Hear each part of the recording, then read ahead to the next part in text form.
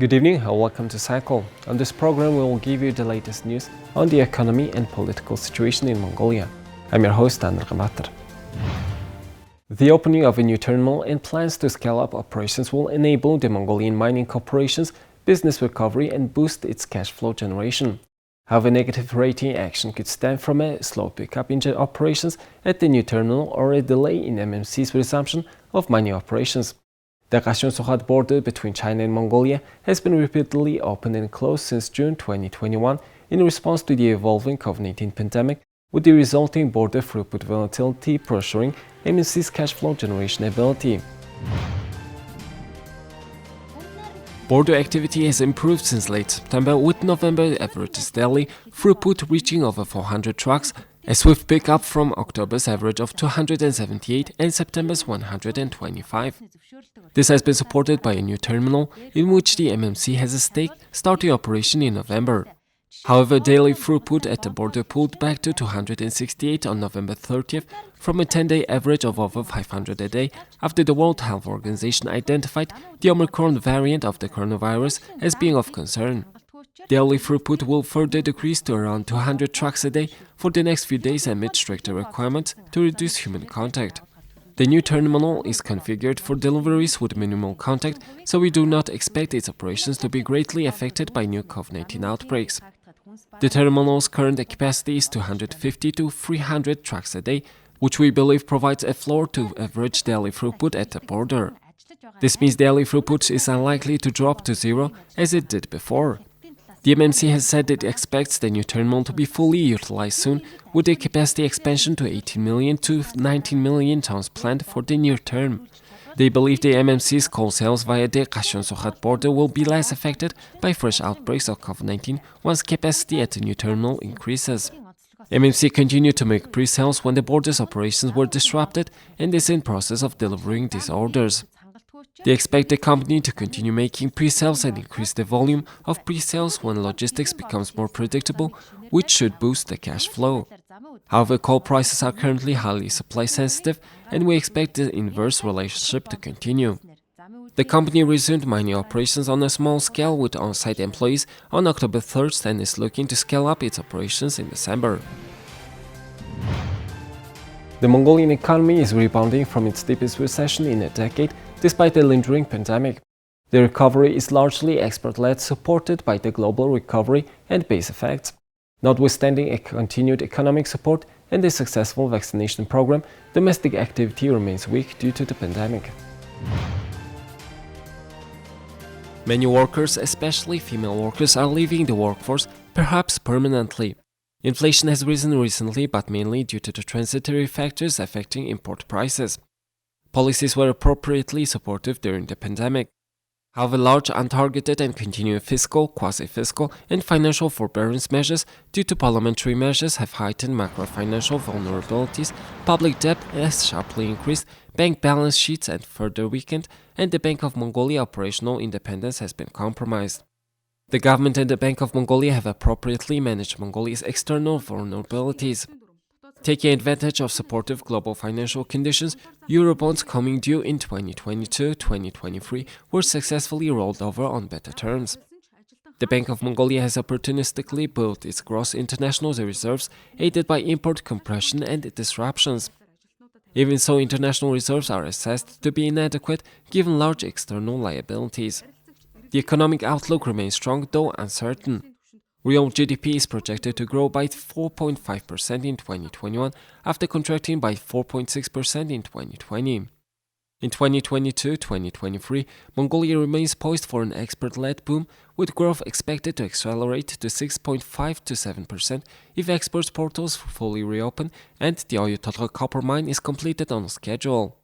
As the pandemic is largely controlled, domestic activity is expected to gradually normalize. Medium-term growth is expected to moderate to 5%, but output levels are likely to remain below pre-pandemic trends due to permanent losses in activity. Inflation is expected to return to the Bank of Mongolia's targeted range. Despite an export price boom, the 2020 current account improvements are likely to be temporary ones. Recovery takes hold and imports pick up. This reflects Mongolia's lack of export diversification, heavy import independence, and a highly external debt. A worsening of the pandemic, extended border closures, and tighter global financing conditions pose significant risks given Mongolia's thin net international reserves and high external debt. Financial sector weaknesses, exacerbated by the pandemic, increased Mongolia's exposure to external shocks by forcing the public and private sectors to borrow externally. A major deterioration in asset quality could impact bank capital and delay the recovery. Finally, pro-cyclical policies could undermine macro-financial stability and debt sustainability, reducing the policy space to address other major risks undermining Mongolia's recovery. The Asian Development Bank has approved a $20 million loan for a small expenditure financing facility that will finance a series of small-scale activities to support the readiness and strengthen the implementation of major infrastructure projects proposed by the ADB in Mongolia. Delivering a complex portfolio will require a high level of project design readiness, a strong focus on project administration, and in-depth support to the government in managing procurement contracts and projects, said ADB Principal Infrastructure Specialist Aaron Murphy. This facility will improve the efficiency, sustainability, responsiveness, and readiness of ADB finance projects in Mongolia. Mongolia is sparser basic economic infrastructure than most countries. The government has prioritized infrastructure development to catalyze recovery from the coronavirus disease pandemic, attract foreign direct investment and private sector participation, and stimulate job creation. SCFF's priority sectors will include transport, water and other urban infrastructure, and service, agriculture, natural resources, rural development, and energy. Each activity will be linked to ADB's country partnership strategy for Mongolia 2021-2024. The facility will support project preparation, design activities, and institutional strengthening for ADB finance projects under consideration for the 2022-2024.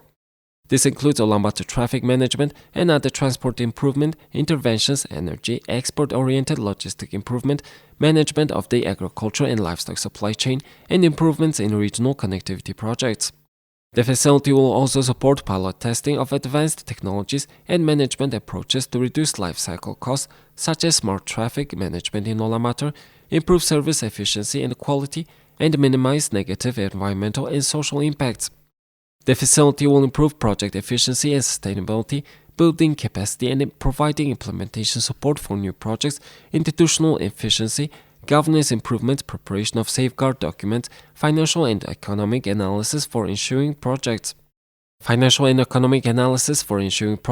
and operation and maintenance.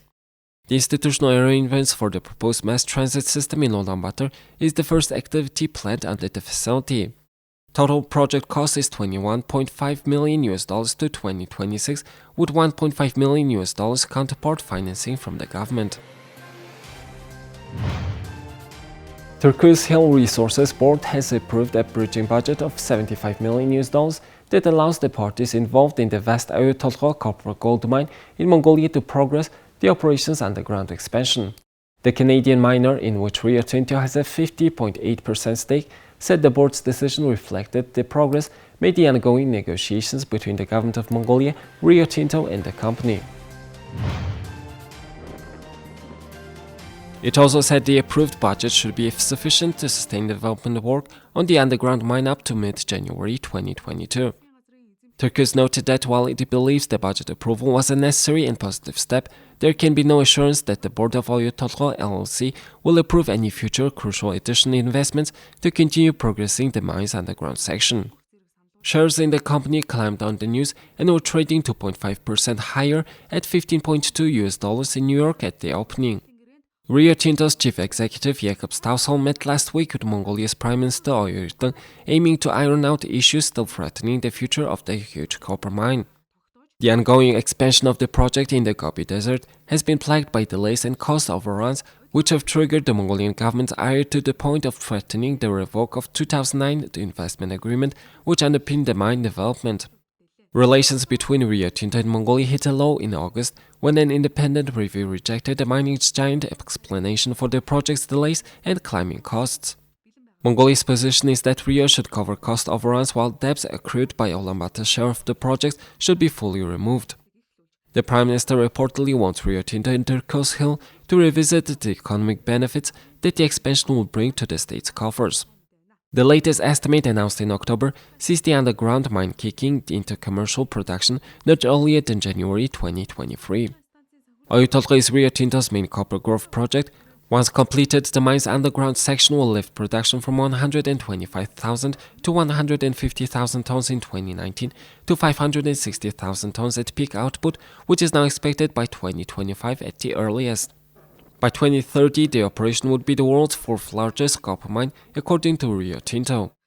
The mine is the country's biggest source of foreign direct investment, having created thousands of jobs and generating almost $3 billion in taxes and fee revenue over the past decade. Mongolia is preparing to build on the success of its COVID-19 management policies with an ambitious new budget and progressive initiatives as part of its Vision 2050 reform agenda. Mongolia's vaccination and booster program has so far resulted in 66% of the total population, including 91% of adults being doubly vaccinated and 21% of the total population, including 35% of adults receiving their booster. Supported by responsible public health services, the country is seeing a steady decline in infections. Daily cases in November were down 70% from September and October, falling below 150 per day at the end of the month, with an overall case fatality rate of only 0.3%. According to the Worldometer reference website, Mongolia ranked 39th out of 224 nations for total cases per million people as of December 1st. Furthermore, the government's decision in June to increase the number of hospital beds available for COVID-19 patients to 23,000 enabled it to hospitalize 27% of its cases, including those at risk of developing severe symptoms, helping reduce the number of fatalities. These and other steps against COVID-19, which also include a wide-ranging 10 trillion MNT stimulus package credited with saving over 280,000 jobs, have left Mongolia well placed to move past the challenges of the pandemic. The country now looks set to begin realizing its Vision 2050 agenda, the long-term development plan introduced by new Prime Minister Oyu Tolgoi.